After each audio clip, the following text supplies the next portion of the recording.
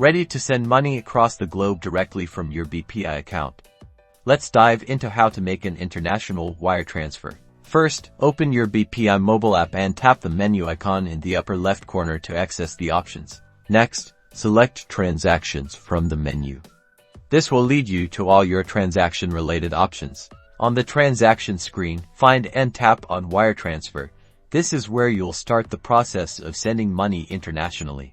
If it's your first time sending money to this recipient, tap on Add Recipient to input their information. Otherwise, select them from your recipient list. Fill out the recipient details carefully. This includes the bank name, SWIFT code, account number, recipient's full name, and their address. Accuracy is crucial to ensure the transfer goes through smoothly. Double-check everything. Now, enter the amount you want to send and select the correct currency. BPI will handle the currency conversion for you. Review all the details one last time. Ensure the recipient information and the amount are correct. Then, tap Confirm to proceed. You will receive a one-time password (OTP) on your registered mobile number. Enter the OTP to authorize the transaction.